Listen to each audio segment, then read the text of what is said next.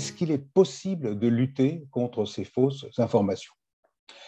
C'est la question de base, hein, bien sûr. Alors, pour tenter d'y répondre, nous avons invité M. Patrice Georget, hein, qui est maître de conférence en psychologie sociale à l'IAE de Caen, hein, c'est-à-dire à l'école universitaire de management de Caen. J'ai dit psychologie sociale, les mots ont un sens, hein. Ça veut dire que Patrice Georget, notre conférencier, pourra aborder les aspects individuels de la question, la psychologie, et également les aspects sociaux, c'est-à-dire est-ce qu'il est possible collectivement de lutter contre la désinformation. Patrice Georget, je l'ai dit, donc travaille à Caen. Il est enseignant-chercheur à l'université. Il tient de nombreuses responsabilités au sein de l'IAE. Il travaille sur un certain nombre de points qui nous intéressent, hein. Comprendre les processus d'influence sociale, les résistances au changement, les mécanismes de persuasion, les préjugés, les stéréotypes, les mécanismes en général de la décision. Tout ça, c'est évidemment essentiel si on veut étudier les mécanismes de management, mais c'est une des missions de l'Institut, hein. Mais c'est aussi au cœur des questions qui nous préoccupent aujourd'hui. Donc, je remercie d'avance Patrice Georget d'avoir accepté de nous rejoindre aujourd'hui et surtout d'avoir accepté une gageure, hein, celle d'essayer de répondre à la question centrale, à la question piège, lutter contre la désinformation. Est-ce que c'est une mission impossible? Alors, la règle du jeu, vous la connaissez, hein. Patrice Georget va parler pendant, j'imagine, environ 45 ou 50 minutes. Et puis, nous aurons un débat, des réponses à des questions, etc. Comment poser les questions? Eh bien, c'est simple. En bas de votre écran, vous avez un signet qui s'appelle questions-réponses. Il vous suffit de poser la question là-dedans. Je les collationnerai et je les transmettrai à Patrice Georget en fin de parcours en les regroupant, si c'est possible, par thème, hein, parce que je ne doute pas qu'il y en aura des quantités. Voilà, Patrice Georget, c'est à vous. Merci. Merci Olivier Mock. Bonsoir à toutes et à tous. Oui, en effet, lorsque M. Mock m'a sollicité, j'ai dit oui spontanément et j'ai réfléchi après. Et c'est au moment de la réflexion que je me suis dit, mais comment peut-on aborder une question aussi vaste, la lutte contre la désinformation? Donc, bien évidemment, je vais être partiel, je vais être partial et je vais vous proposer un angle d'attaque qui ne méritera pas, je pense, de susciter le questionnement. Alors, je vais commencer avec une question que je vais vous poser, voilà, que vous vous êtes posée, j'imagine. Que pensez-vous de la fermeture du compte Twitter de Donald Trump qui a eu lieu le 8 janvier 2021? Il était encore président. Il avait été élu fin 2020, mais il exerçait encore ses fonctions puisque Joe Biden arrive au pouvoir le 20 janvier. Et donc, Twitter décide de supprimer le compte de Donald Trump. Et comment avez-vous réagi?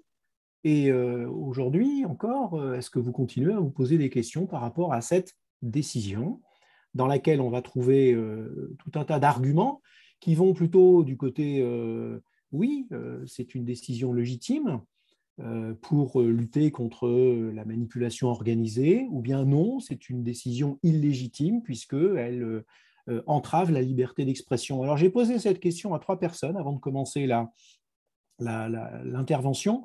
Et je voudrais vous livrer 3 réponses spontanées qui me sont venues sur les réseaux sociaux. Première, c'est Agathe qui dit un personnage politique si important ne peut se permettre d'influencer la population à des fins personnelles. Donc ça veut dire que la voie d'entrée d'Agathe pour répondre à la question, c'est on ne mélange pas les gens entre la vie privée et la vie professionnelle. Et quand on occupe une fonction de ce type, eh bien, on se doit à une forme d'éthique. Voilà, hein, Agathe pourra réagir en ligne si elle le souhaite. Ensuite, Camille qui dit pour avoir l'étoffe d'un président, il faut être capable de se retenir. Alors ça, c'est aussi quelque chose de très intéressant. On en parlera de la dimension se retenir. Qu'est-ce que ça veut dire pour nous, et en particulier pour un psychologue, retenir sa pensée, vous voyez, freiner sa pensée, freiner quelque chose. Camille nous invite à aller du côté de ce qu'on appellera tout à l'heure les processus d'inhibition, qui sont des processus fondamentaux quand on aborde la question de la désinformation. Et puis, Et puis Clément, il va tout autre. Il dit c'est une question d'opposition des partis politiques entre les démocrates et les républicains. Et donc Clément, sa clé d'entrée, c'est de dire que cette décision est une décision basée sur des rapports de force. Vous voyez. Et on a 3 éléments de réponse qui vont tous les 3 dans le sens oui, il fallait, la décision de Twitter est légitime, mais pour des raisons différentes. Alors j'imagine bien avoir des raisons tout autant différentes pour considérer que cette décision n'était pas légitime.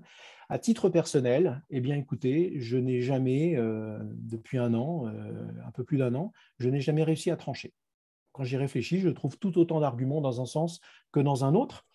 Et j'imagine bien que cette décision n'a pas été facile, tant le personnage était exposé médiatiquement, tant cela allait susciter de remous, et tant Twitter est confronté à des flots quotidiens d'informations. J'ai fait un petit recensement grâce à un site d'information qui est le programme Policy et Society Lab de l'université Stanford, qui fait des analyses, j'en parlais tout à l'heure, hein, sur les usages, qui nous disent que sur Twitter, tenez-vous bien, 350 000 messages sont postés par minute, soit 21 millions par heure.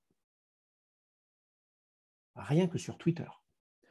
On arrive voilà, à une telle densité, mais la densité n'est pas seulement sur Twitter, puisque je vous ai préparé un petit graphique qui est extrait d'un diagnostic que fait le Washington Post juste après l'élection de Joe Biden. Washington Post qui, un petit peu comme voilà, ce qui existe en France avec certains journaux, 20 minutes, Le Monde, hein, avec les décodeurs de l'info, fait des analyses de fact-checking et nous dit que durant son mandat, eh bien, Donald Trump a eu l'occasion de proférer 30 573 fake news, avérées, mesurées et calibrées. Vous voyez, c'est assez époustouflant. Alors, j'ai fait la moyenne, 21 mensonges par jour, et vous voyez la progression année après année. La première année, c'est très, très soft, et puis la 4e année, c'est en moyenne 37 fake news par jour. Voilà, ça donne à peu près la dimension du personnage et le contexte hein, dans lequel on se situe quand même. Vous voyez ? Alors, je ne parle que de Twitter, mais on peut imaginer que pour l'ensemble des réseaux sociaux, les mêmes questions se posent et le flux se pose. Et lutter, ça veut dire lutter contre une machine qui s'est installée, une machine de circulation d'informations.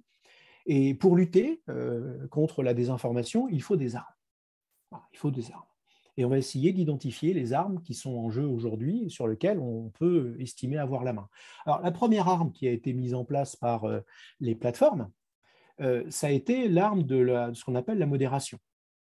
Alors, la modération, on commence avec la modération humaine. Il existe aujourd'hui dans le monde des gens qui sont derrière leur ordinateur et qui passent toute leur journée à faire des modérations de contenu, en particulier de contenu identifié comme problématique par des algorithmes. Et ces personnes, alors à nouveau, hein, le site de Stanford, par exemple, a fait une estimation pour Twitter, parce que les plateformes ne diffusent que peu le nombre de leurs modérateurs. Modération humaine chez Twitter, il y a 2000 modérateurs. 2000 modérateurs dans le monde, c'est une estimation, hein, pour 350 millions d'utilisateurs actifs, ce qui nous fait un modérateur pour 175 000 utilisateurs. Voilà, rien que pour Twitter, c'est faible. Hein, c'est faible. Alors, la question, est-ce qu'il faudrait augmenter le nombre de modérateurs?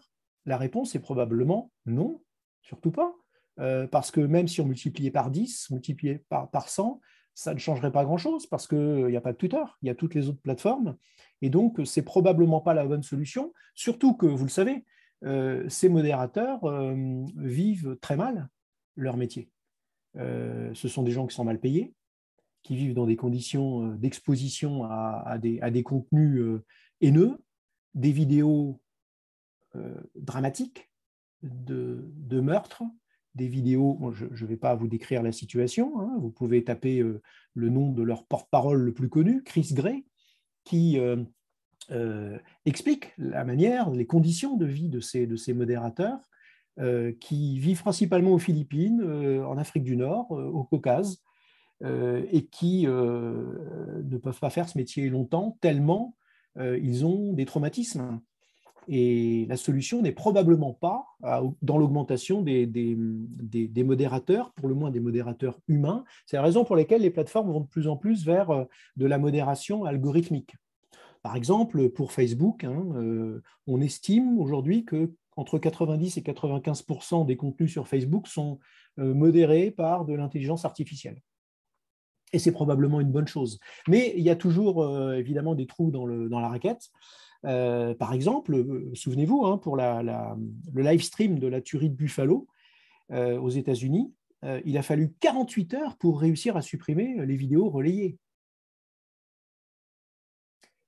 Puisque les algorithmes n'étaient pas suffisamment en capacité de faire de la traçabilité du relais. Donc, vous voyez, on s'oppose à des limites. Assez rapidement, dès lors qu'on engage la réflexion à travers la modération, des limites. Évidemment, les plateformes pourraient y consacrer beaucoup plus de ressources, ça c'est indéniable. D'ailleurs, j'en reparlerai tout à l'heure avec les actions de l'Union européenne à propos du Digital Service Act, qui font l'injonction aux plateformes d'augmenter leurs moyens destinés à lutter contre ces proliférations, mais en même temps, vu la dimension exponentielle de la circulation d'informations sur ces plateformes, c'est une quête, si vous voulez, vouée à une quête sans fin. Sauf si l'évolution de la puissance du traitement algorithmique de la modération permet, avec des algorithmes contextualisés, c'est ce qui est recherché et travaillé aujourd'hui, de pouvoir agir efficacement avec ce travail de modération. Alors, vous voyez, la modération, c'est déjà quelque chose qui se fait en aval. On est après que le mal se soit fait. C'est un moyen de lutter, mais après coup, contre la désinformation. Et une deuxième manière de lutter après coup contre la désinformation, c'est ce qu'on appelle la régulation. Alors, la régulation, eh bien, c'est la loi, la régulation, mettre des pénalités à l'encontre des plateformes qui ne seraient pas capables d'exercer leur travail de modération. Alors, vous connaissez ces instances de modération. Si je cite la France la plus connue, que vous avez connue par le passé, qui s'appelait le CSA, puis Adopi, aujourd'hui qui s'appelle l'ARCOM. Alors voilà, c'est une instance qui permet de réguler en établissant sur le plan juridique des procès. Alors l'ARCOM, c'est 350 salariés en France. Pas énorme non plus, vous voyez, pour tout le flux français de circulation sur les médias, et y compris les médias sociaux, 350 salariés. Alors, l'Union européenne, à travers le DSA, qui vient d'être établi pour une mise en application 2023, Thierry Breton en a beaucoup parlé, puisque c'est lui qui a mené le groupe de travail et présenté le dispositif en avril 2022. Que dit le DSA? C'est une obligation de moyens. Et le DSA dit aux plateformes, vous devez mettre le paquet pour la régulation. Vous devez augmenter les processeurs d'intelligence artificielle, vous devez augmenter les modérateurs. Et si ce n'est pas le cas, si vous ne réduisez pas la prolifération d'informations douteuses, eh bien, vous serez mis à pénalité. Alors, les pénalités, somme toute, assez fortes, puisque l'Union européenne propose 6% de pénalités financières sur 6% du chiffre d'affaires mondial, plus l'interdiction d'opérer en Union européenne. Donc voilà, ça c'est pour 2023. Mais à nouveau, on se retrouve dans une situation dans laquelle on est en aval. C'est-à-dire que eh bien, ces actions de régulation, de modération interviennent après coup. Alors, c'est probablement de bonnes choses, il faut aller vers. Les effets sont positifs, mais on voit à quel point les moyens sont dérisoires.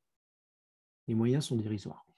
Et puis par ailleurs, ça pose aussi des questions en termes de liberté d'expression, puisque si le DSA européen propose de mettre les moyens sur la censure, retirer des contenus, parce que c'est ça l'obligation de moyens. L'obligation de moyens, on ne sait pas ce qui est retiré et il n'y a pas de limite établie par la censure, on peut se retrouver dans des situations de privation de liberté d'expression à outrance. D'ailleurs, c'est le cas de certaines personnes qui, sur LinkedIn, eh bien, se font retirer leur compte momentanément, alors même que voilà, il n'y a pas eu de propos de désinformation, mais repéré comme tel par l'intelligence artificielle. Effectivement, ça va aussi dans un sens de censure dont il faut se méfier. Alors, très bien, on se retrouve dans une situation dans laquelle, voilà, c'est l'après-coup, si vous voulez, qu'on va essayer de gérer. Moi, ce que je vous propose, c'est une réflexion autour, non pas de l'aval, mais de l'amont. L'amont, c'est-à-dire comment est-ce qu'on peut essayer de réguler les choses avant qu'elles n'arrivent, ou pour le moins, si elles arrivent, eh bien, les utilisateurs des plateformes, les personnes que nous sommes, auront les moyens de pouvoir identifier, filtrer, se méfier, anticiper et ainsi mieux vivre, moins diffuser et donc être moins baigné, noyé dans ces flux de désinformation. Et c'est à ce niveau-là que je vous propose une réflexion avec 3 pistes d'action. Alors, cette réflexion, elle s'appuie sur un certain nombre d'études. Donc, je vais commencer à partager mon écran de telle façon que vous puissiez avoir la totalité de ces études. Et donc, pendant 20 minutes à peu près, hein, je partage mon écran. Et je reviendrai avec vous tout à l'heure.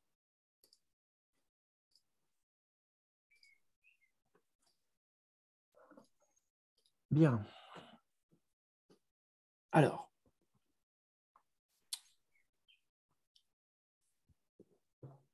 voilà, traiter l'amont. Traiter l'amont. Bon, c'est une vidéo, c'est une blague, hein, mais pas tant que ça, puisque ça ressemble à certaines stratégies de désinformation que l'on rencontre aujourd'hui sur les réseaux sociaux. Je voudrais vous parler d'une étude qui a été publiée récemment par une équipe de chercheurs américaine, l'université d'Ohio, sur finalement quel est notre rapport à la connaissance. Vous voyez, quand on fait circuler de l'information, on relaie de l'information, on reposte, on est exposé à des flux d'informations. Et donc, cette information, eh bien, on va la capter, on va la comprendre, la mémoriser, et on va s'en servir, et on va dire, tiens, tu as vu, il s'est passé quelque chose d'exceptionnel, regarde cette information. Et donc, voilà, on va essayer d'intérioriser cette information, de la traiter, d'en avoir un avis. Hein, voilà. Et donc, ces auteurs, qu'est-ce qu'ils ont fait dans cette étude, donc qui a maintenant 4 ans? Eh bien, ils se sont posé une question assez simple, c'est de quelle manière chacun d'entre nous envisageons-nous la connaissance, c'est-à-dire qu'est-ce que c'est que connaître quelque chose? Vous voyez, c'est quoi avoir un avis? C'est quoi connaître un phénomène? Ils se sont posés cette question-là. Et ils ont mené une enquête sur la manière dont vous, moi, nous envisageons ce que c'est qu'une connaissance. Voilà. Donc, c'est un travail d'épistémologie. C'est quoi connaître? Épistémologie, je dirais, on appelle ça les croyances épistémiques. Bon. Alors, ils ont mené l'enquête et ils ont fait un travail d'analyse de corrélation en disant, ben voilà, il y a des gens pour qui savoir quelque chose se fait à travers tel et tel processus, et ils ont fait des corrélations en essayant de comprendre comment l'idée qu'on se fait de savoir quelque chose, hein, voilà, par exemple, moi, lorsque je me dis, voilà, je sais que quelque chose est vrai parce que mes enfants m'en ont parlé. J'ai confiance dans mes enfants. Donc, je sais que quelque chose est vrai parce que mes enfants me disent, tiens, il s'est passé ça. Bon, j'ai confiance, vous voyez, il y a une dimension de confiance. Ou alors, je sais que quelque chose est vrai parce que Olivier Mock en a parlé sur les réseaux sociaux. Ah, là, je fais appel à une crédibilité du personnage, Olivier Mock, vous voyez, ou bien parce qu'on m'en a fait une démonstration, ou bien parce que je l'ai vu, ou bien parce que je le ressens. Vous voyez, c'est ça, hein, la dimension d'où vient l'idée de la certitude qu'on a par rapport à quelque chose. Et alors, ces auteurs, ils ont identifié 3 choses qui sont passionnantes, qui sont intéressantes, 3 éléments qui sont corrélés à l'adhésion aux fake news. On se rend compte que les gens qui adhèrent aux fake news assez rapidement, qui sont, je dirais, séduits par les fake news, eh bien, dans ce travail de corrélation, on s'aperçoit que, premièrement, eh bien, ils considèrent que certaines vérités ne sont pas accessibles par la raison. Et il considère qu'il y a des choses qu'on ne peut pas savoir avec la raison, avec la science, avec la démonstration, voilà, mais qu'il y a des choses auxquelles on accède par l'intuition. Il y a des vérités qu'on ne peut comprendre que de manière irrationnelle. J'ai fait une erreur en bas à gauche. Que de manière irrationnelle. Voyez. Et donc, je me fie à mon intuition. Deuxièmement, les gens qui adhèrent assez vite aux fake news, on s'aperçoit qu'ils considèrent qu'une opinion n'a pas besoin d'être étayée par des faits. Et que par ailleurs, ben, écoutez, la science, c'est une opinion comme une autre. Et troisièmement, ils considèrent que ben, finalement, tout est relatif, les faits sont relatifs et dépendent majoritairement de ce que le pouvoir politique en place veut bien en faire. Voilà. Alors, je reviens sur le premier point. Parce que, bien évidemment, l'intuition, c'est quelque chose d'important. Vous avez tous et toutes eu l'occasion d'avoir des intuitions, et ces intuitions n'étaient pas spécialement négatives. Il y a énormément de travaux en psychologie sociale, et dans les sciences cognitives au sens large, qui s'intéressent à l'intuition. Et vous avez de bonnes intuitions.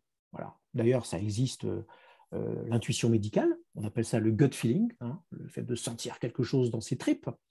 Il y a l'intuition dans la prise de décision dans tout un tas de métiers. Il y a de l'intuition chez les douaniers qui décident d'arrêter quelqu'un. Il y a de l'intuition chez un chef d'entreprise qui décide d'investir dans un secteur d'activité. Et cette intuition, elle est liée à quoi? Elle est liée à l'expérience professionnelle. Elle est liée à l'expertise. D'ailleurs, on parle d'intuition d'expert. Non, ce dont nous parlent ces auteurs, l'intuition dont ils nous parlent, c'est tout autre chose. C'est, vous savez, cette intuition dont on entend parler dans tous les bouquins de développement personnel. Dont vous en avez une panoplie ici à l'écran, et j'ai pris soin de mettre un petit alt en haut à gauche, parce que je n'accorde pas énormément de prédilection à ces bouquins, dans lesquels, et d'ailleurs c'est très à la mode aujourd'hui, hein.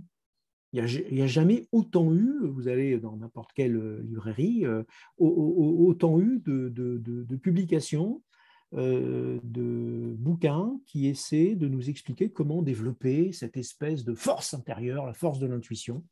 On est dans un contexte dans lequel la représentation sociale de la valeur positive de l'intuition est très marquée, très forte. Vous voyez ? Il y a une espèce de valorisation aujourd'hui de l'intuition et d'une certaine manière, le climat aujourd'hui, le climat sociétal se porte bien par rapport à l'intuition. Et lorsque vous avez à côté de ça des scientifiques qui essaient de dire « mais attendez, la science s'est construite en se méfiant de l'intuition », eh bien, on a tendance à les révoquer, à les mettre de côté. Et voilà, il y a une dimension, hein, Olivier Mock disait tout à l'heure, une dimension sociologique de méfiance, de défi vis-à-vis de l'intuition. Ensuite, deuxième point, une opinion n'a pas besoin d'être étayée par les faits. Et finalement, la science n'est qu'une opinion parmi d'autres. Vous voyez, le discours scientifique n'est qu'une opinion parmi d'autres. Alors ça a été dénoncé bien évidemment récemment dans Don't Look Up, à travers ce déni climato-sceptique qui dénonce. Et c'est bien connu en psychologie. Alors je n'aurai pas le temps de trop investir ce champ, mais il y a tout un tas de recherches initiées par Léon Festinger dans lesquelles on s'aperçoit que parfois, chacun d'entre nous, nous avons tendance à nous éloigner des faits pour renforcer ses croyances et éventuellement les transformer. Ce sont les processus de dissonance cognitive et de rationalisation, hein, dans lesquels on va recomposer la réalité à sa sauce. Considérant qu'avant tout, la croyance que nous avons par rapport à quelque chose est première.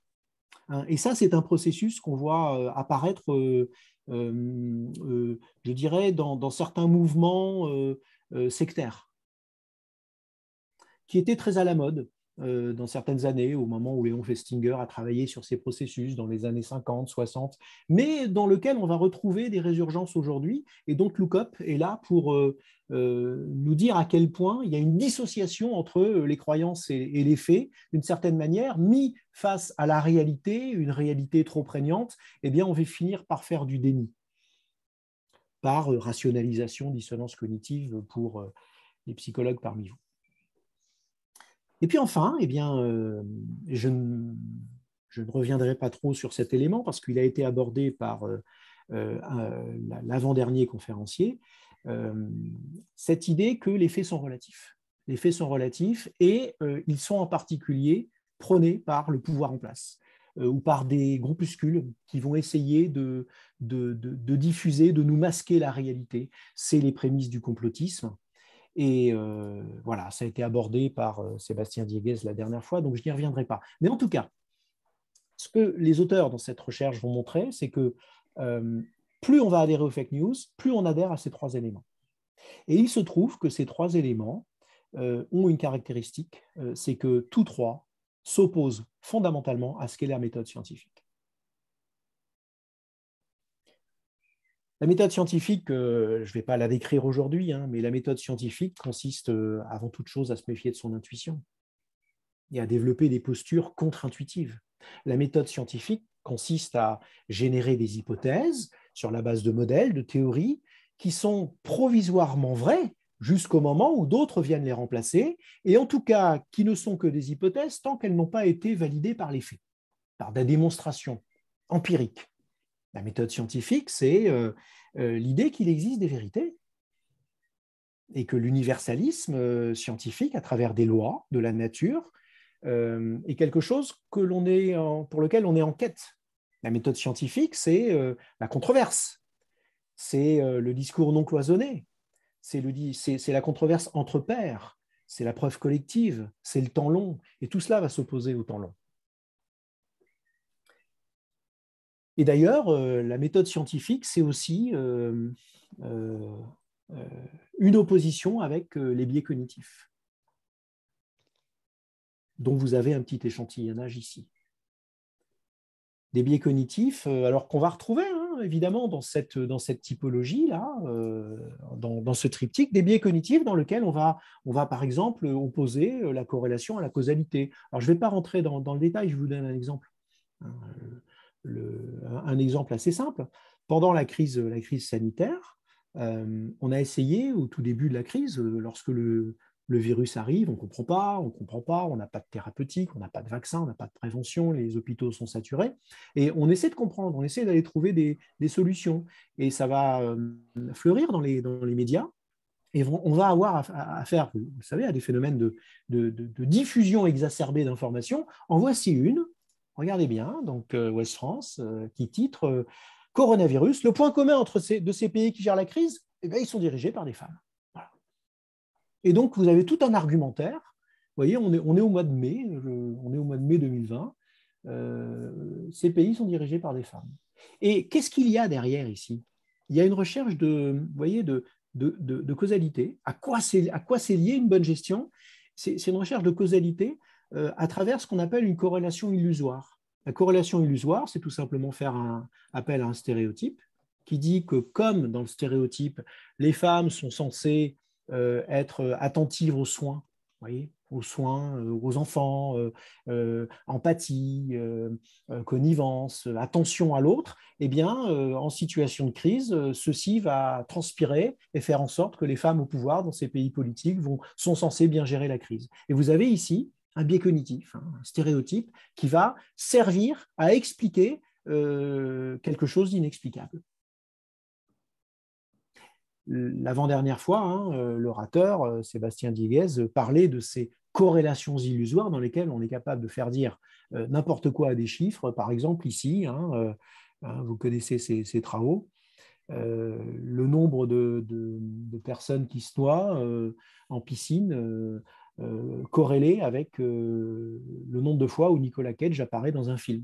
Alors, c'est complètement ridicule, mais c'est comme ça que vont naître certains phénomènes de désinformation et d'adhésion à ces désinformations dans lesquelles finalement on va se dire « Ah ben les choses vont bien ensemble, donc il y a des liens, et en particulier des liens de causalité. » Voilà. Bon voilà, c'est un exemple de biais cognitif. On va confondre corrélation illusoire et on va renforcer la dimension de causalité. Les biais cognitifs ont tendance à aller plutôt vers la gauche, vous voyez, plutôt la confirmation que l'infirmation, et ainsi de suite. La confirmation plutôt que l'infirmation, c'est cette idée qu'on va accorder, par exemple, plus d'importance à un événement qui est survenu suite à une action. Alors, par exemple, je me suis fait vacciner, j'ai eu des rougeurs, j'ai eu mal à la tête, donc le vaccin n'est pas bon, plutôt que d'une omission, que se passe-t-il chez les personnes qui ne sont pas vaccinées? Et on va avoir tendance à faire des raccourcis comme ça, c'est le principe des biais cognitifs. Ils sont utiles, ils nous servent à faire des raccourcis. En tout cas, tout cela s'oppose à la méthode scientifique.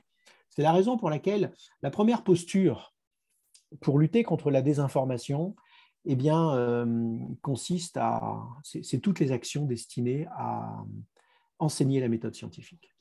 Et ça, on le voit, il y a tout un tas de travaux qui montrent à quel point, plus on va diffuser ce qu'est connaître, ce qu'est la méthode scientifique, à travers des actions comme la main à la pâte, par exemple, qui mettent en place des éléments expérientiels auprès des enfants, à travers tout un tas de publications. On connaît le goût d'Étienne Klein pour cette vulgarisation, à travers la formation de médiateurs à l'Université de Caen. Nous ouvrons à la rentrée prochaine un master de médiation scientifique, justement destiné, un master dans lequel il y aura des approches sur l'épistémologie destinées à transmettre ce qu'est la méthode scientifique.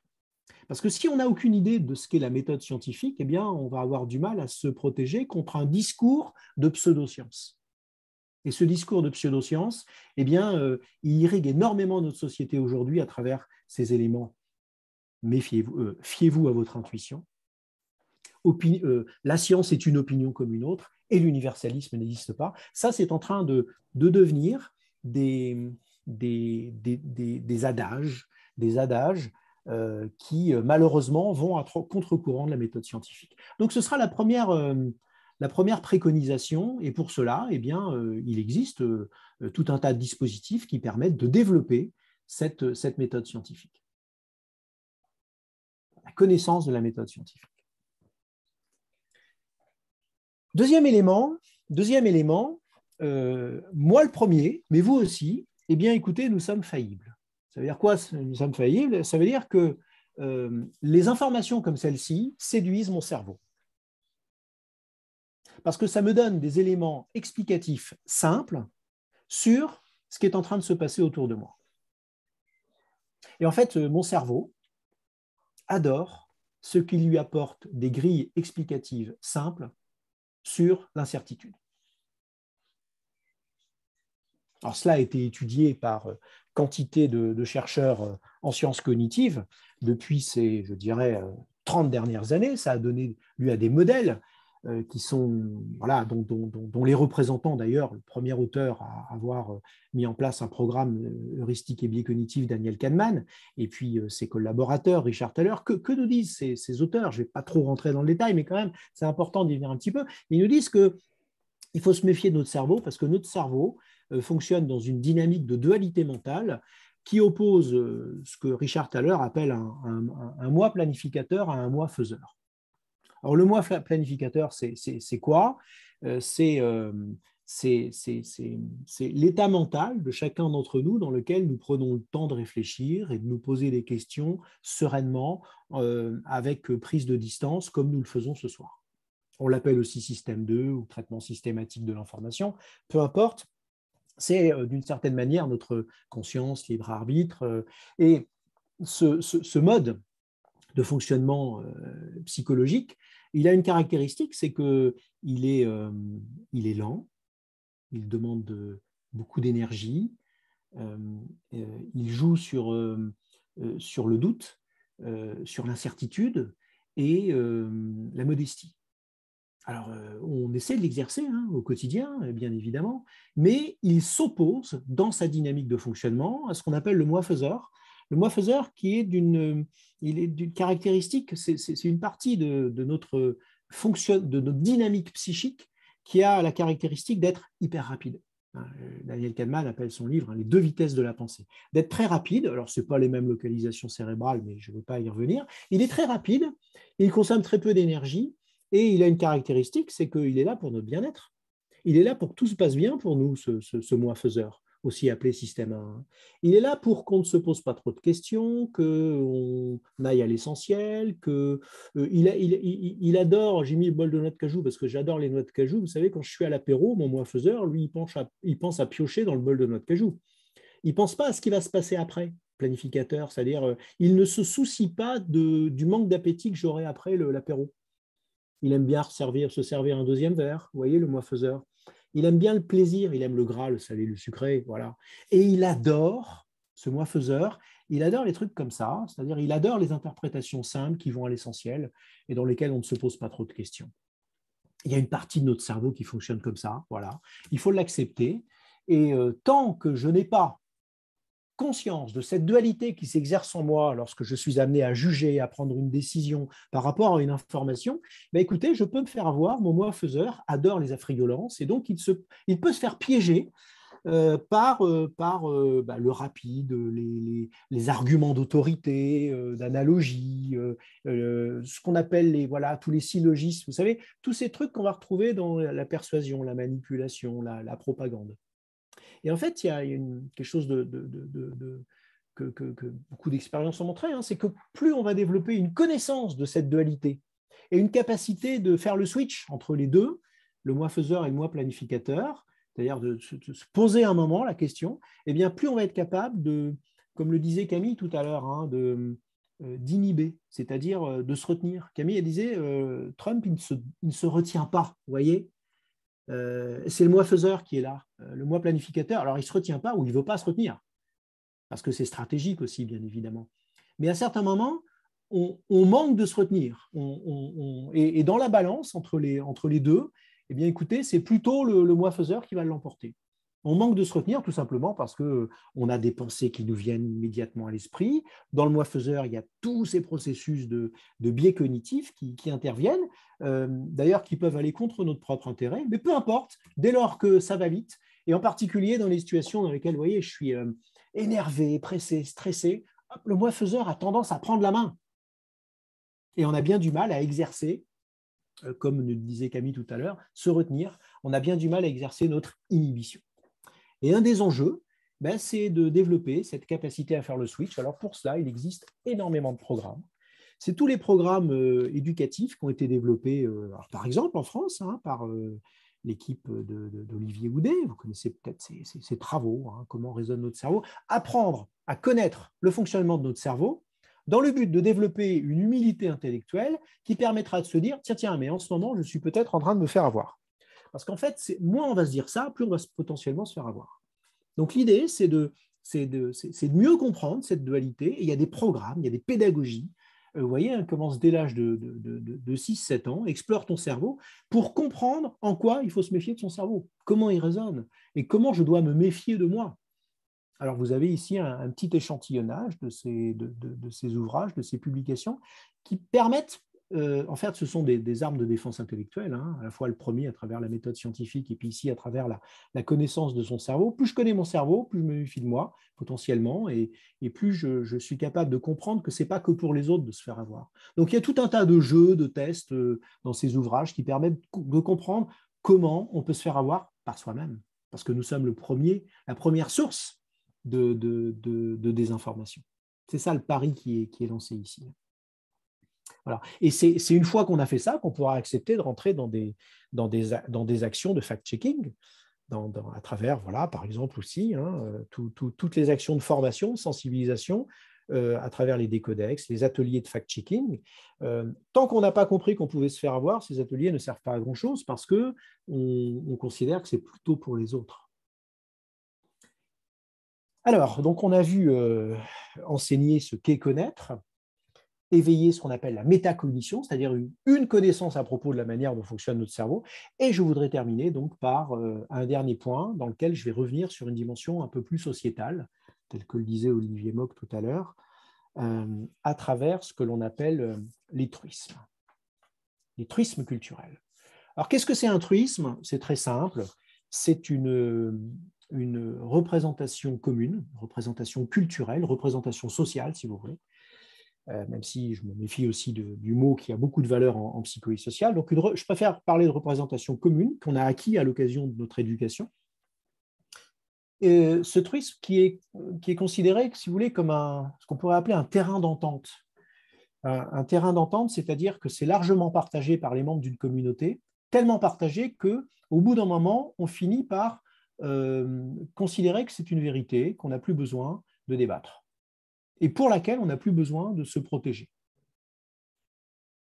Et pour cela, je voudrais vous donner une illustration qui va à peine sortir de notre propos. Mais souvenez-vous, ça se passe le 2 novembre 2020. Le 2 novembre 2020, c'est un lundi. C'est à la fin des vacances de la Toussaint, en France. C'est un lundi matin. Et ce lundi matin, il avait été annoncé aux enseignants de collège et de lycée français qu'ils allaient devoir consacrer une matinée de débat avec leur classe consacrée à la liberté d'expression et à la laïcité après l'assassinat de Samuel Paty. On leur annonce ce projet au début des vacances de la Toussaint. Et de nombreux enseignants vont faire remonter auprès des principaux, des proviseurs et des collèges et des lecteurs le fait qu'ils ne s'estiment pas suffisamment armés pour discuter avec éventuellement une classe qui pourrait devenir hostile, avec des élèves qui vont avoir des contre-arguments à propos de la liberté d'expression et de la laïcité. Or, c'est quelque chose dans lequel on baigne au quotidien, cela. Ce sont des truismes. La laïcité, la liberté d'expression, ce sont des évidences qu'on n'a jamais débattues, jamais remis en cause, pour lesquelles on ne s'est jamais défendu. Et d'une certaine manière, eh bien, on se retrouve en situation d'appauvrissement intellectuel pour défendre ces vérités qu'on considère comme notre bain culturel habituel et légitime.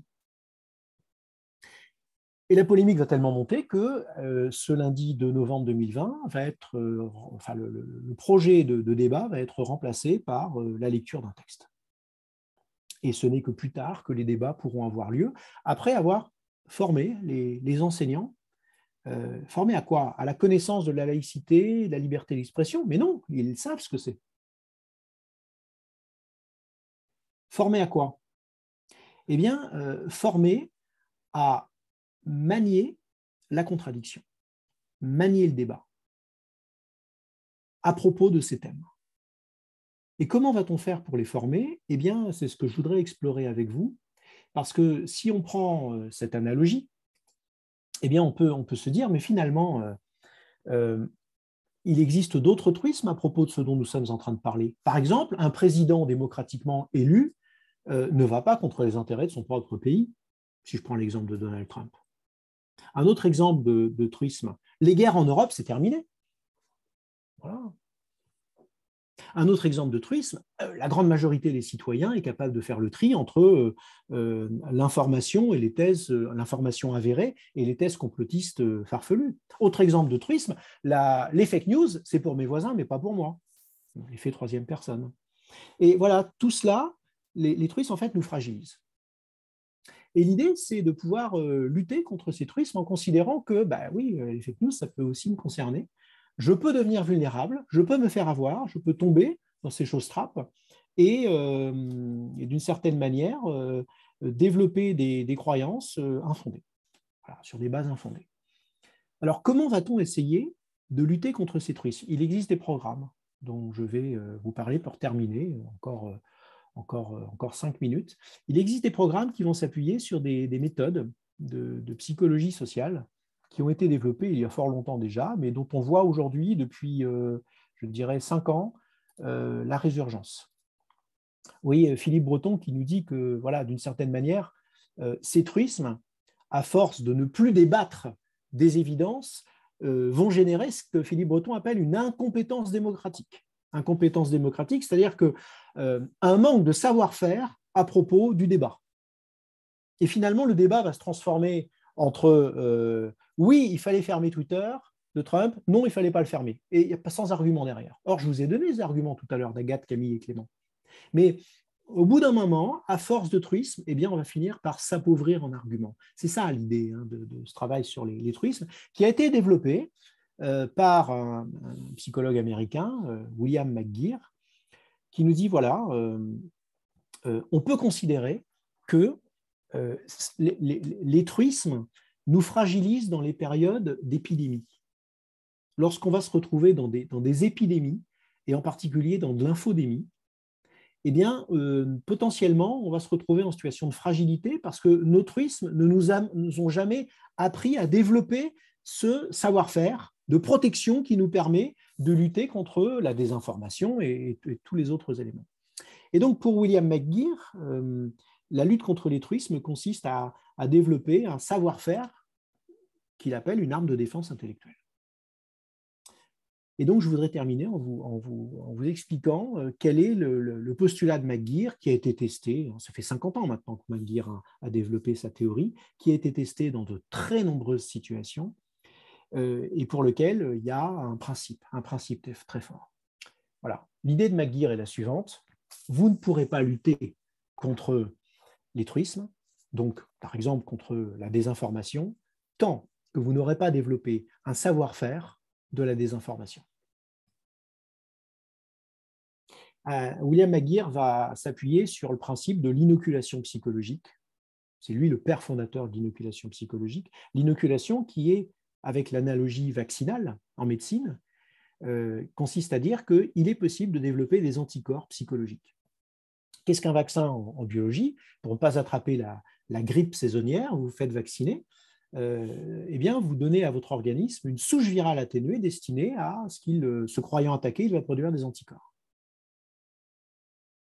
Et pour William McGeer, les anticorps qui existent en médecine peuvent aussi exister dans le corps social.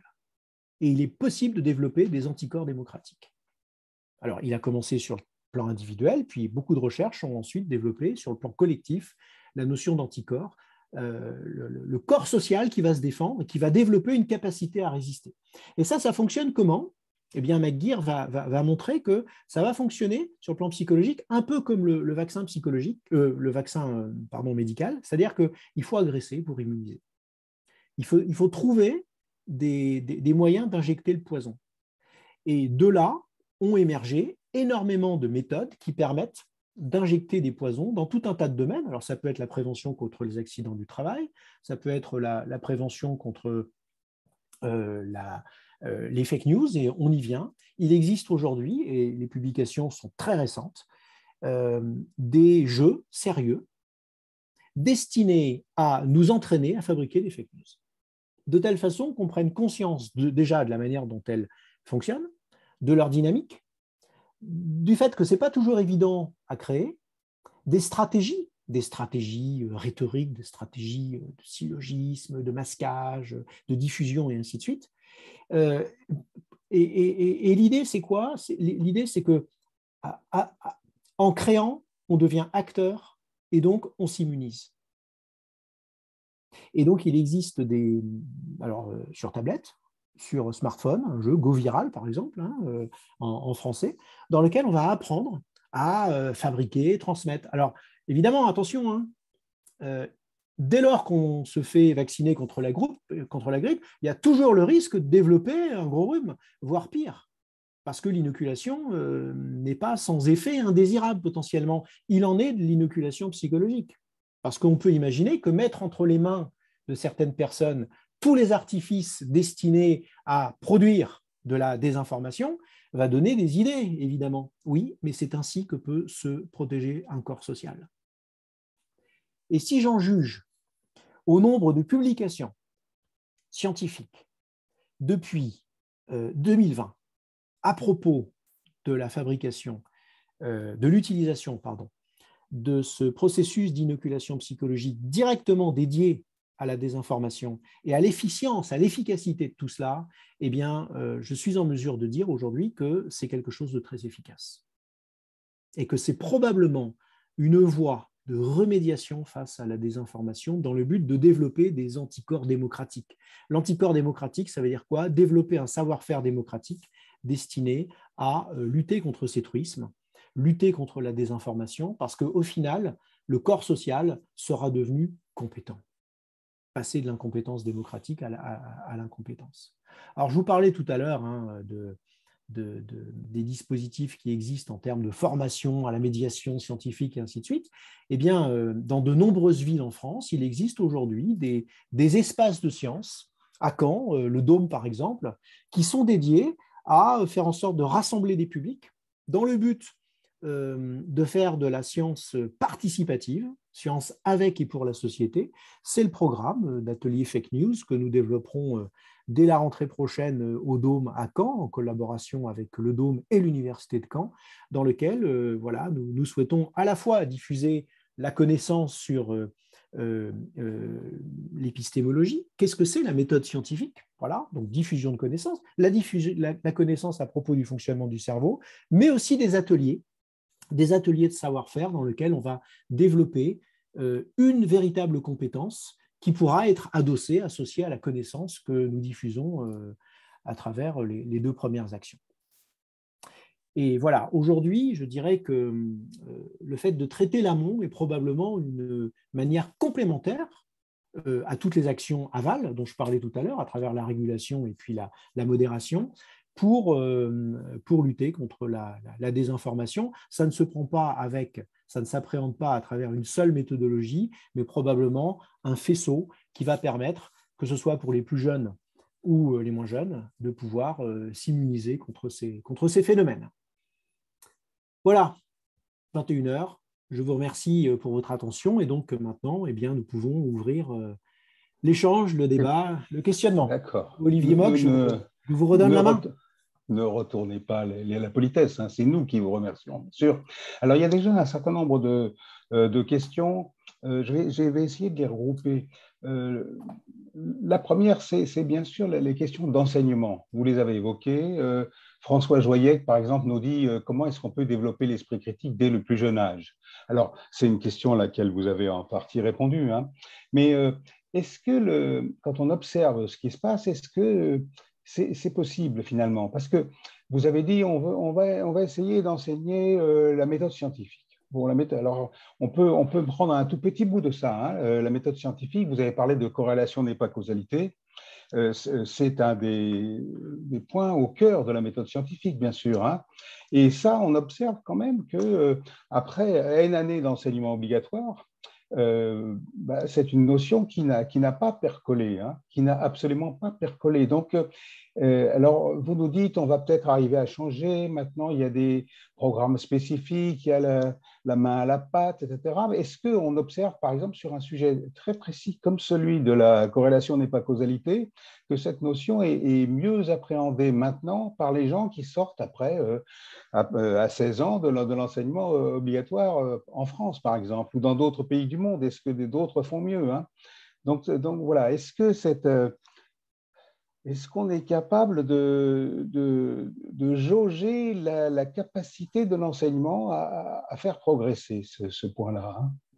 Donc, je suis parti d'une question de François Joyette, hein. Ouais. Comme toute compétence, eh bien, elle doit s'entraîner, elle doit s'exercer. C'est une compétence à part entière. Et cette compétence qui consiste à manier des concepts, à avoir à l'esprit le fait que corrélation-causalité, c'est différent, avoir à l'esprit que mon cerveau me trompe, eh bien, cela doit s'exercer, s'entraîner. Et si on perd l'entraînement, eh bien, écoutez, rassurez-vous, les biais cognitifs sont là pour reprendre la main. Ce sont la pente naturelle du fonctionnement de notre cerveau.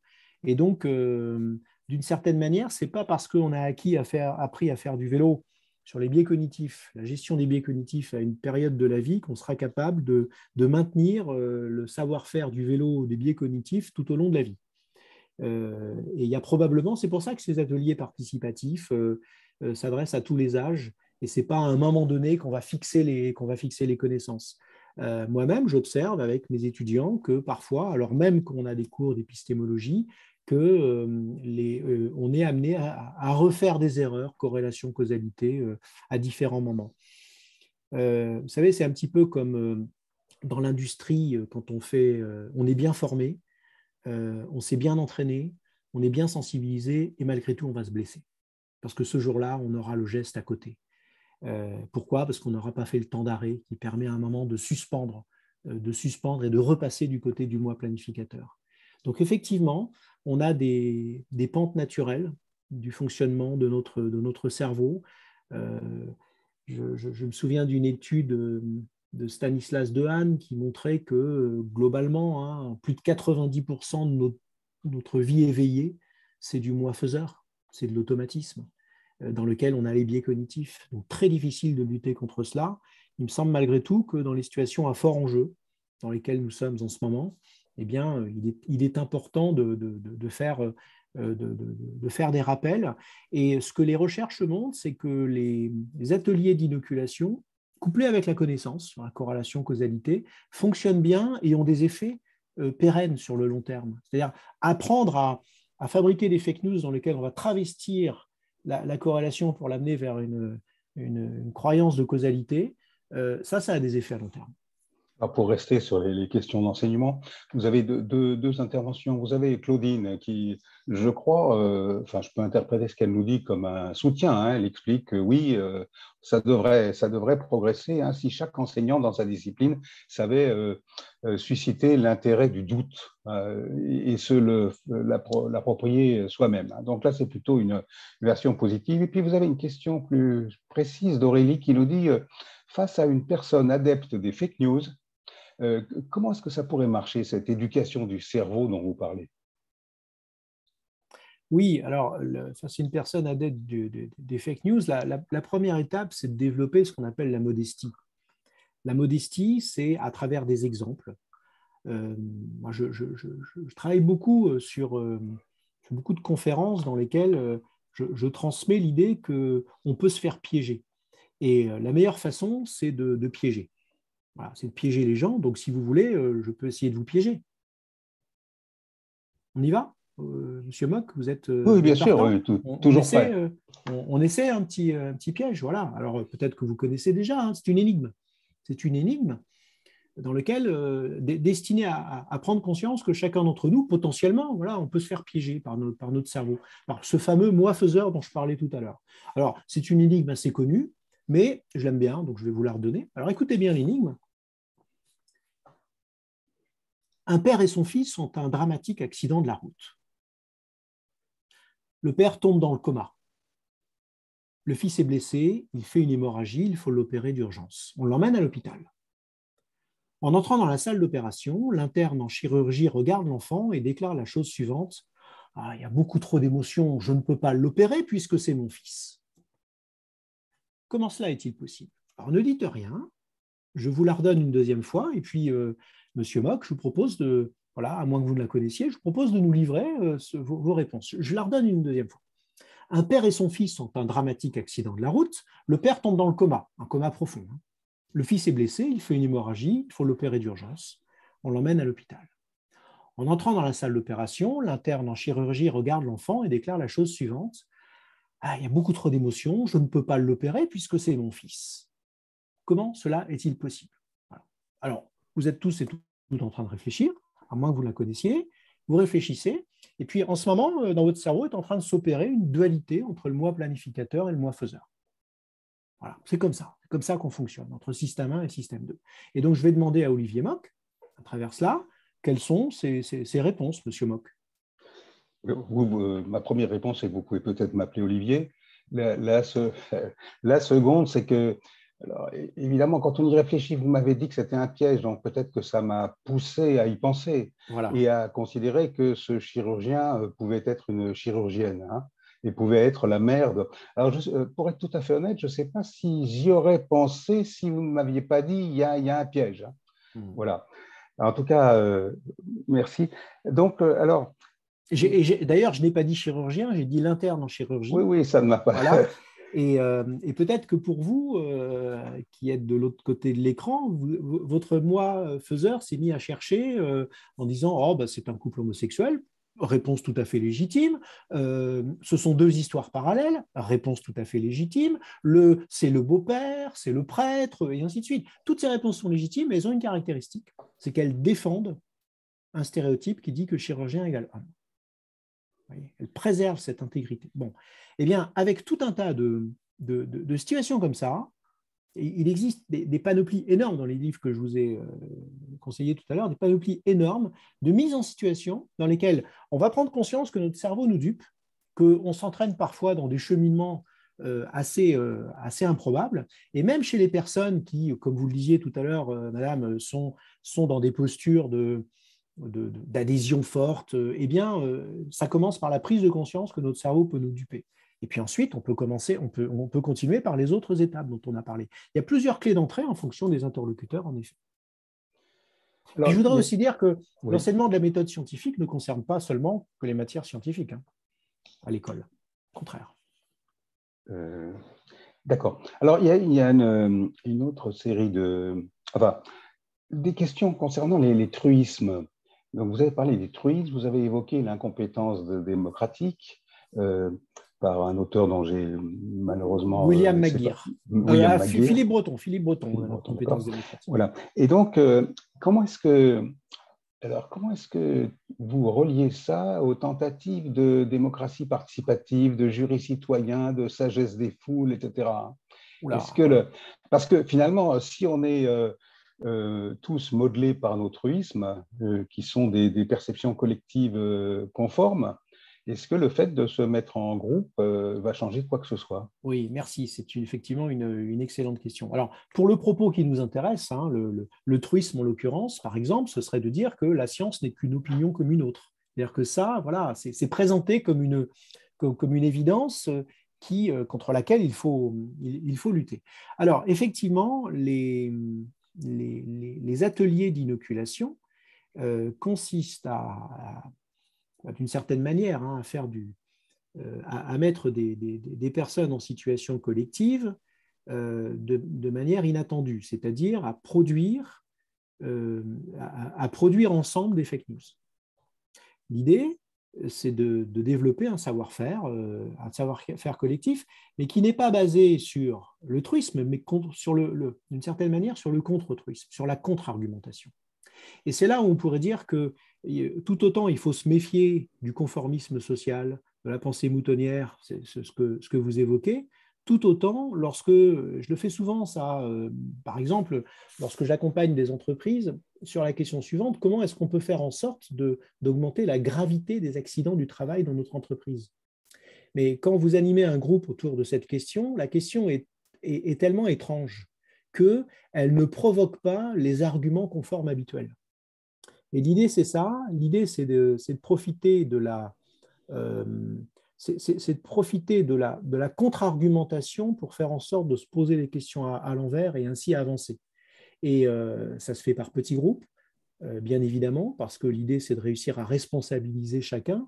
Les ateliers participatifs dont je parle, ce sont des sous-groupes de 5 ou 6 personnes dans lesquels chacun va être mis à contribution. Et puis ensuite, nous avons des restitutions collectives. Mais je suis d'accord, il faut se méfier de la pensée conforme, mais la méthode d'inoculation permet justement de se méfier de cela, puisque les questions sont posées de telle manière qu'on ne rentre pas dans les truismes habituels, au contraire. Je ne sais pas si je suis clair. Ça m'a paru clair et je pense que ça doit être clair aussi pour le public parce que la plupart des questions que j'ai sous les yeux commencent par excellente conférence. Donc, je ne désespère pas, je dois vous faire passer cette idée. Peut-être que Agathe, Clément et Camille, qui sont mes 3 enfants, vous l'avez compris, oui, oui, oui. À qui j'ai dit surtout, allez-y. Ah, mais à ce moment-là, ils posent leurs questions sous des faux noms parce que je n'ai pas d'Agathe, ah bon, de Clément et eux. de… Ah d'accord. Ah, d'accord, c'est pas eux. Bon, Émilie nous pose une question qui a trait, je crois, vous me le direz, à l'argument d'autorité. Donc, elle commence comme les autres, par bonjour, excellente conférence. Dans mon parcours professionnel, je me suis rendu compte que nous ne sommes parfois pas suffisamment critiques par rapport à des résultats affichage informatiques. Si Excel affiche un résultat, nous ne remettons pas en cause la formule. Si un schéma est projeté, nous ne nous demandons pas si les chiffres sont… Est-ce que vous avez observé déjà ce genre de décalage? Est-ce qu'il y a un matraquage du numérique? Oui, alors je crois que derrière le matraquage du numérique, il y a aussi en amont ce que les psychologues appellent, alors je vais utiliser un terme vulgarisé si vous voulez, ce que les psychologues appellent des lubrifiants persuasifs. C'est pas mal, hein, des lubrifiants persuasifs. C'est quoi un lubrifiant persuasif? Eh bien, on l'appelle aussi une heuristique. C'est un adage qui s'installe comme un raccourci de pensée qui permet de générer la conviction. Par exemple, les chiffres parlent d'eux-mêmes. Ce qui est logique est vrai.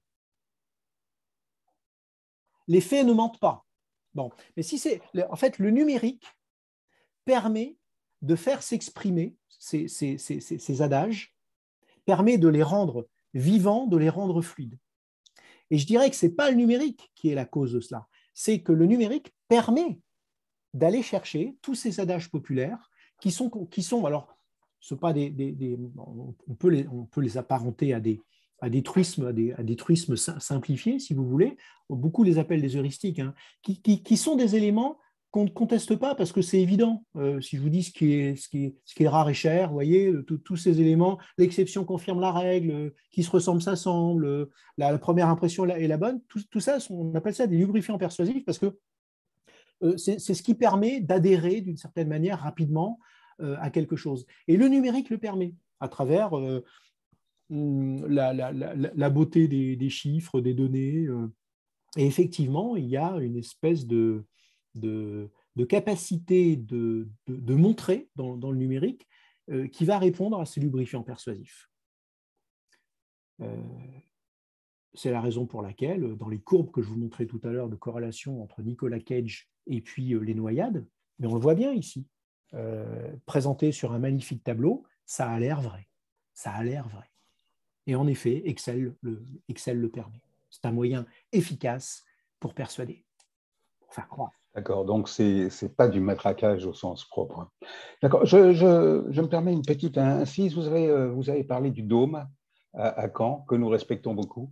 Je voudrais signaler quand même à notre public adoré que Instant Science est l'homologue du Dôme en ce qui concerne l'Occitanie, hein, que l'Occitanie et Toulouse et Montpellier ne sont pas oubliés, non pas seulement par Instant Science, mais par exemple par le Quai des Savoirs, qui est quand même aussi un organe important et qui a d'ailleurs en ce moment même une grande expo sur l'esprit critique. Alors, développons des collaborations. Oui, mais je crois qu'il y en a déjà beaucoup. Il y en a déjà beaucoup. D'accord, mais enfin, bon, très bien.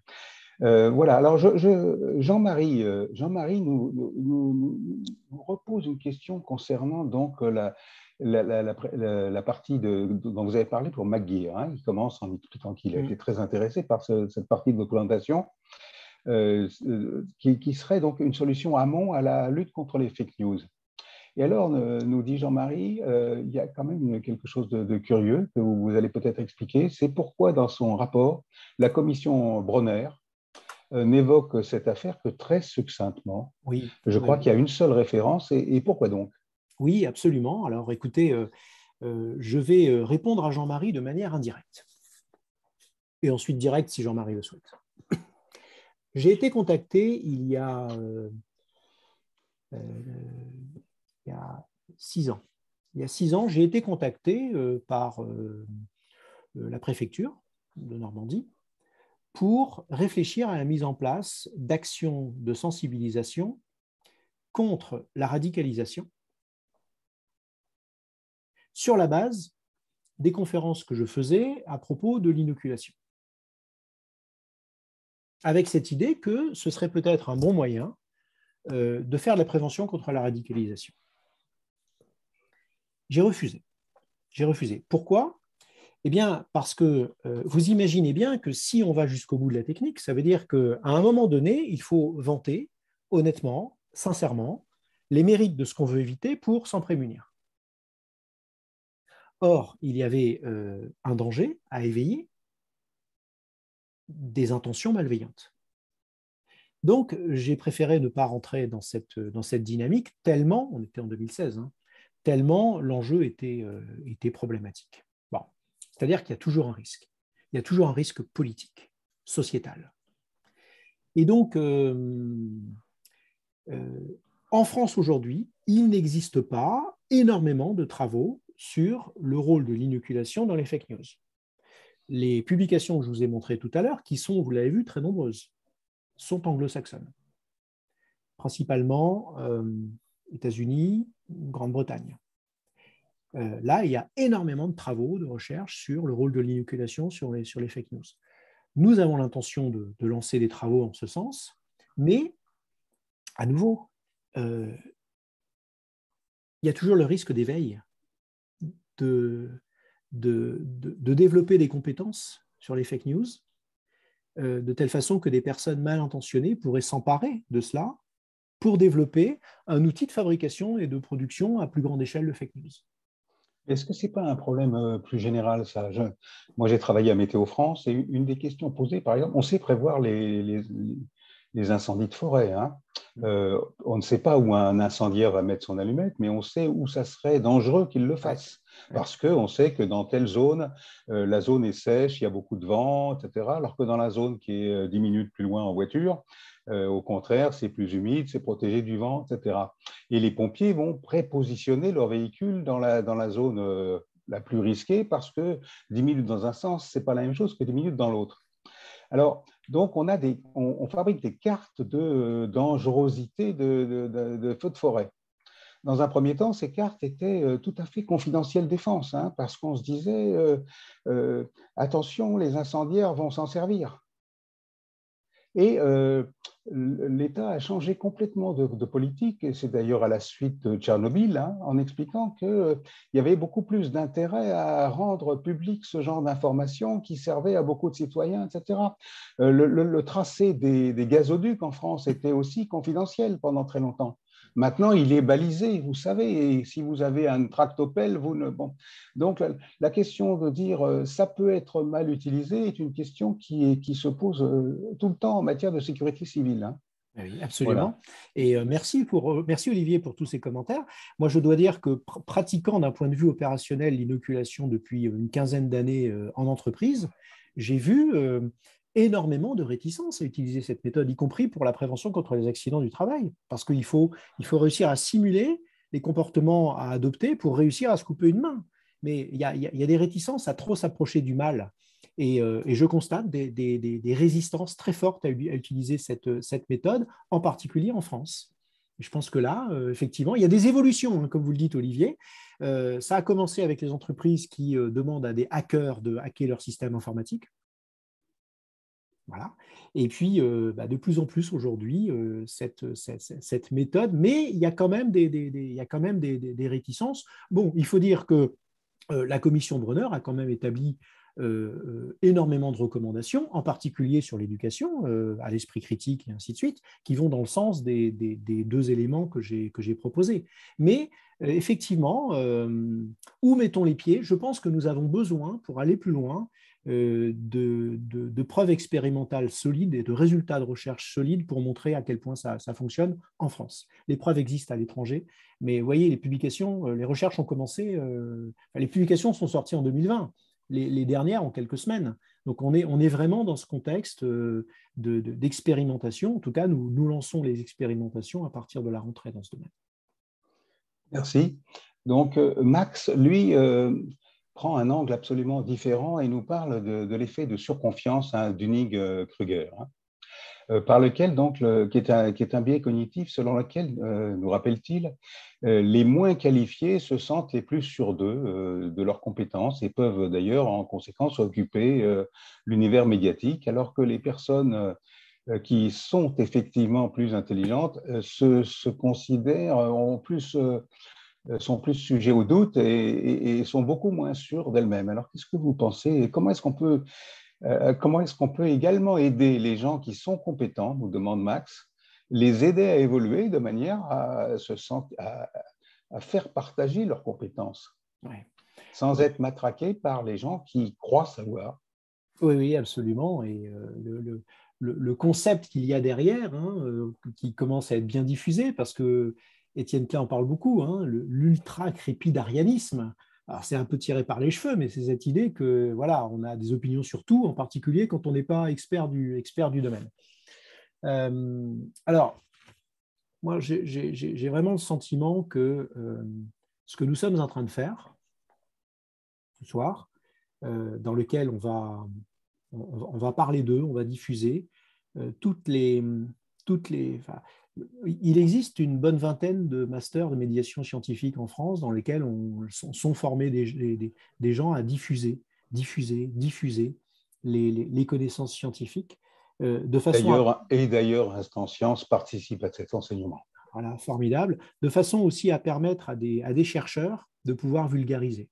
J'ai vraiment le sentiment que pendant longtemps, on bon voilà, on était dans un monde de scission entre le monde universitaire, le monde de la recherche et le monde de la vulgarisation, à tel point qu'on a donné, on a créé des pseudo-vulgarisateurs de l'activité scientifique.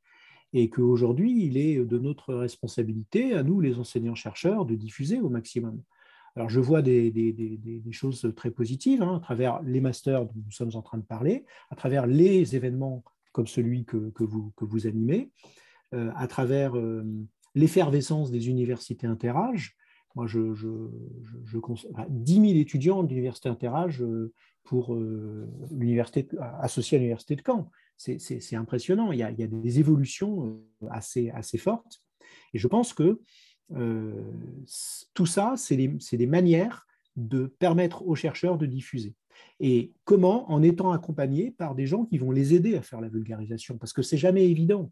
Et donc, tous les masters dont nous parlons, là, vont former des vulgarisateurs scientifiques, non pas pour qu'ils soient porteurs, eux, de vulgarisation, mais aider les chercheurs à vulgariser. C'est jamais évident de trouver les mots pour réussir à vulgariser. Moi, quand j'interviens dans des associations grand public, je vais utiliser, je fais attention à utiliser un vocabulaire qui ne dégoûte pas les gens et qui en même temps reste assis sur un savoir scientifique tangible. C'est pas facile, c'est dur. C'est plus facile de communiquer dans un colloque scientifique que de faire une conférence de vulgarisation. Voilà, ça, c'est l'expérience que j'ai.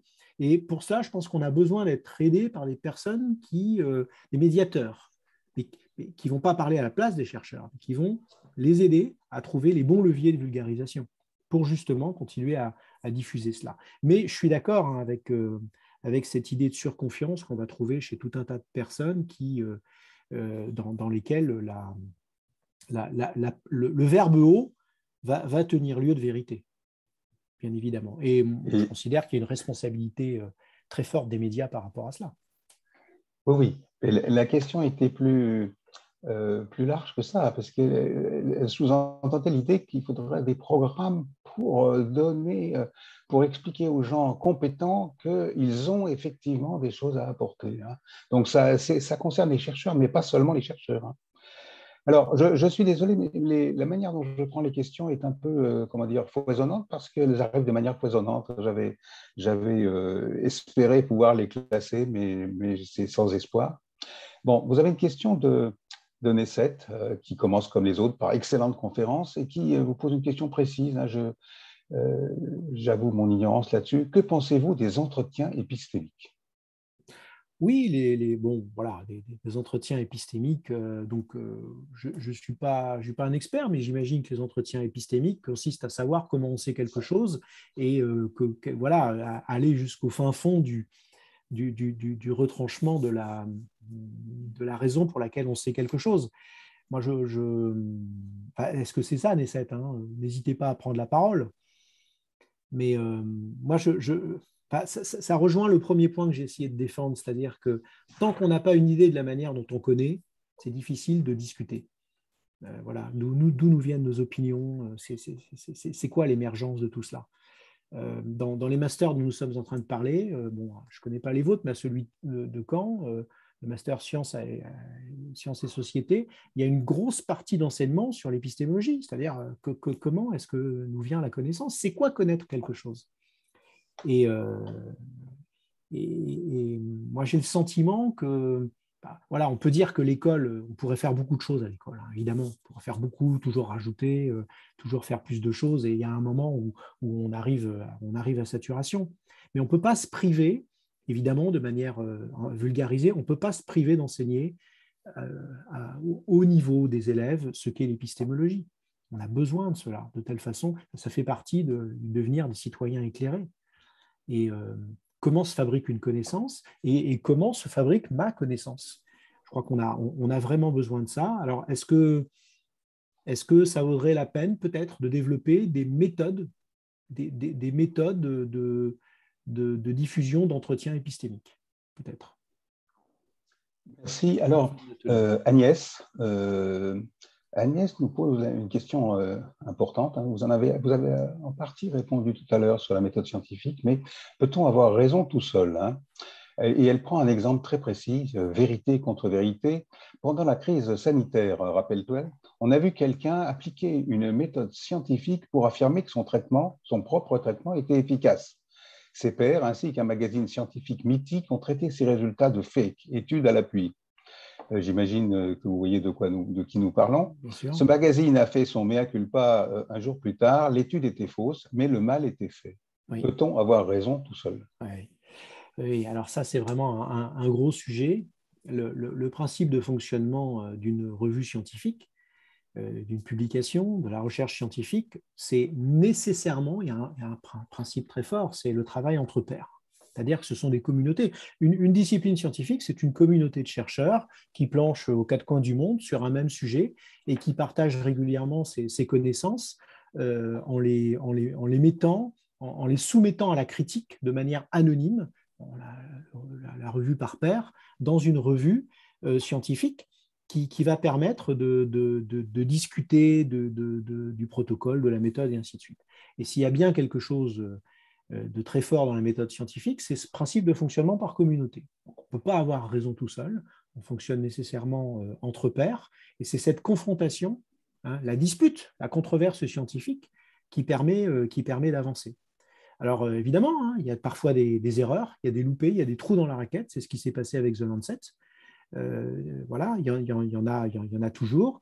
Il y a des falsifications scientifiques, il y en a toujours. C'est la raison pour laquelle la science avance doucement, parce qu'elle a besoin de validation. Quand les ondes gravitationnelles, voilà, on a commencé à repérer le premier signal d'onde gravitationnelle, il a fallu attendre quelques réplications par la suite pour solidifier les données. Voilà, donc ce que je veux dire par là, c'est que même dans les sciences de la nature les plus dures, la physique, on a besoin aussi de validation, on ne se contente pas d'une seule, et de discussions entre pairs. À certains moments, les intuitions contre-intuitives d'Einstein faisaient qu'il avait peut-être des hypothèses seules, mais il n'avait pas raison seul. Alors, lié à ça, il y a évidemment la question de l'intégrité scientifique, hein, des questions d'éthique de la recherche, etc. Et donc là aussi, on progresse assez vite. Hein. Je comprends que le monde universitaire maintenant se barre de quantité d'armes justement pour affermir cette lutte contre les plagiats, cette lutte pour l'éthique et la déontologie. Hein. Mais ce n'est pas parfait. C'est pas parfait, et c'est pour ça qu'on a besoin de la nuance, du temps long, et surtout, je crois qu'un élément majeur, c'est la réplication des recherches. Et, il existe maintenant des revues dans lesquelles on peut publier des recherches déjà réalisées, et non pas des recherches nouvelles. La réplication permet de valider. Ça fait partie du processus scientifique. J'ai lu quelque part, je ne voudrais pas être hostile, mais que le monde de la psychologie était précisément un des domaines de la science où la réplication était la plus difficile. Oui, oui, absolument. Oui, tout à fait. On cherche à répliquer les recherches classiques qu'on va retrouver dans les manuels de psychologie répétés à longueur de dizaines d'années. Et on a bien du mal à répliquer certaines de ces recherches. Hein. La psychologie a donné lieu effectivement à tout un tas de polémiques et une discipline effectivement qui a besoin de modestie, mais ce n'est pas seulement lié à ça, c'est aussi lié au public auprès duquel on a fait les recherches, hein, qui était souvent un public facile d'accès, les étudiants en psychologie. Vous-même, donc, vous enseignez à l'IAE. Est-ce que ces futurs managers ont dans leur syllabus des informations précises sur tout ce que vous êtes en train d'évoquer? Est-ce qu'il y a un enseignement de ce que vous êtes en train de...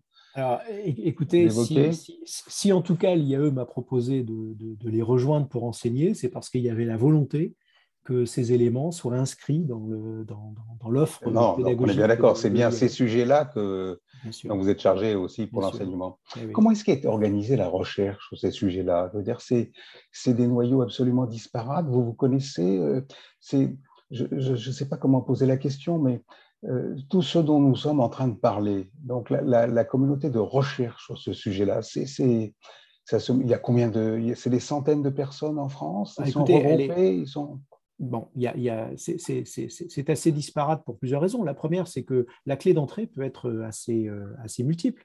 Vous avez les collègues, par exemple, dont je parlais tout à l'heure, avec, par exemple, les équipes qui travaillent sur cette dualité entre système 1 et système 2. Donc, il y a des laboratoires de psychologie de l'enfant, psychologie du développement. Il y a des laboratoires de sciences cognitives qui travaillent autour de tout cela. Nous, à l'IAE de Caen, nous avons des équipes mixtes. Nous travaillons entre sociologues, psychologues, informaticiens, sciences de gestion, économistes, voilà, des équipes mixtes sur des problématiques communes. Le master dont je vous parlais, Sciences avec et pour la société, il y a à l'Université de Caen, il y a 11 sections CNUS, 11 disciplines dans ce master. De la physique, des mathématiques, de la gestion, de la sociologie, psychologie, de sciences de l'éducation, d'infocom, du droit, c'est impressionnant. Donc, il y a tout un tas d'équipes plus ou moins hétérogènes, plus ou moins sectorisées dans des disciplines, mais qui tournent autour de cette idée de l'étude des phénomènes d'influence. Et je dirais que ce thème global de l'influence, c'est un des objets majeurs de la psychologie sociale. D'accord, mais écoutez, je crois qu'on a fait un tour un peu des questions qui ont été posées. Merci à tous et bonne soirée. Merci tout le monde. Bonsoir.